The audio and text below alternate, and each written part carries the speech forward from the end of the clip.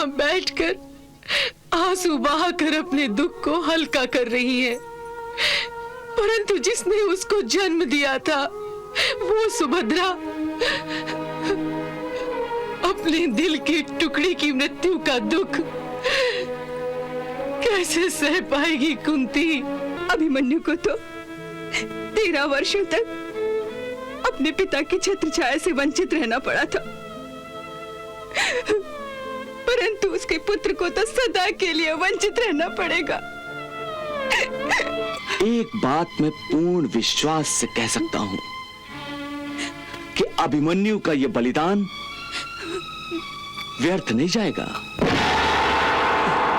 कल सूर्यास्त से पहले अधर्मी जयद्रथ की आहुति इस रण यज्ञ में दी जाएगी और उसके बाद एक एक करके सारे कौरव मारे जाएंगे। सारी सृष्टि साक्षी रहेगी। तुम भी मेरा विश्वास रखो सुभद्रा, विश्वास रखो।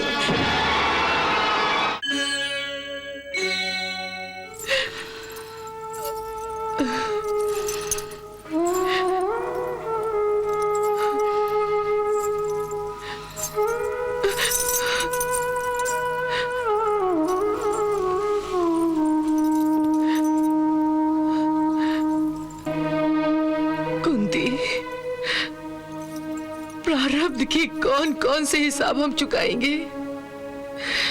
एक पाप का भुगतान पूरा नहीं होता और कौरवों के हाथों दूसरा पाप गड़ जाता है।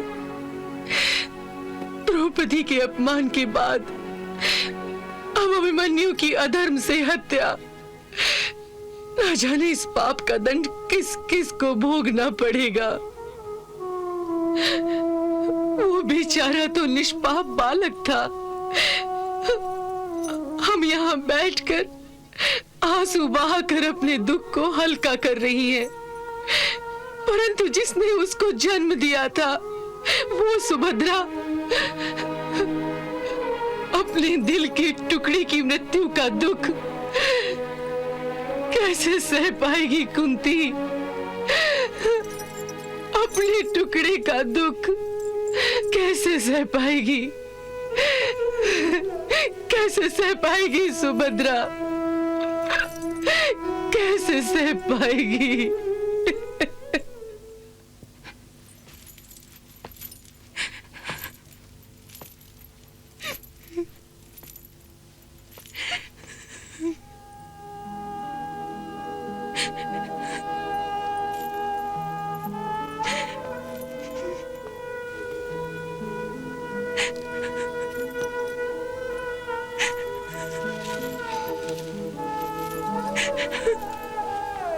सुभद्रा,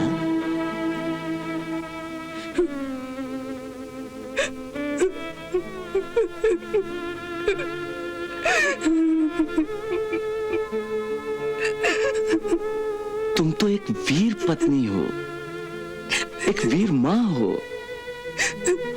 क्षत्राणी हो, फिर भी रो रही हो।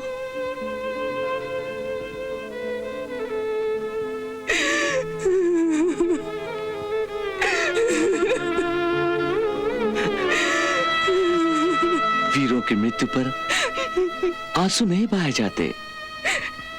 एक मां का दिल तो खून के आंसू रोने को करता है। जिसके जिगर का टुकड़ा सदा के लिए उससे बिछड़ गया हो, वो रोए नहीं तो और क्या करे? सुभद्री, मृत्यु एक अटल सच्चाई है। सभी को अपना शरीर त्यागना ही पड़ता है। परंतु जिसकी मां जीवित हो,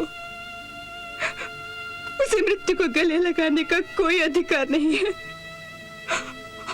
और अभिमन्यु तो स्वयं अभी कुमार अवस्था में था।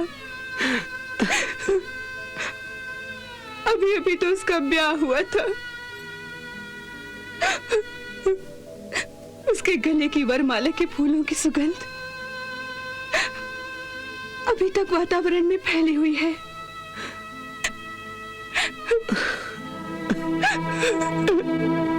और इसके सेज के फूल अभी तक नहीं मुरझाए।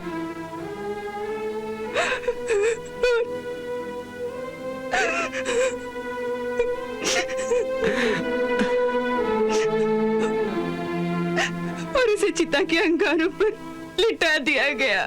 सुभद्रे, तुम्हारे भावुक होने से जीवन का सत्य तो बदल नहीं जाएगा ना? जानती हूं, और ना ही मृत्यु का सत्य बदला जाएगा। परंतु फिर भी मैं मृत्यु से एक प्रश्न पूछना चाहूंगी कि क्या अधिकार है उसे कि जन्म देने वाली मां से पूछे बिना उसके पुत्र का जीवन उसने छीन लिया? क्या अधिकार है उसे कि एक ही झटके में मां की गोद और पत्नी की मांग को सूनी कर दिया? और जो बालक अभी जन्मा भी नहीं, उसके सर से उसके बाप का साया छीन लिया। क्या दोष है अभिमन्यु के अजन्मे निष्पाप बालक का? वो बेचारा तो अपने बाप से भी अधिक दुर्भागी निकला।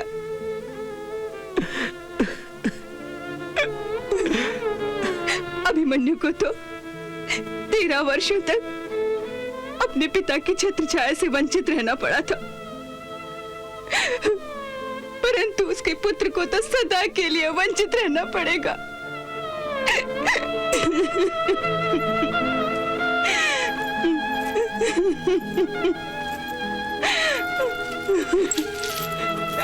शांत हो जाओ सुभद्रे, शांत हो जाओ।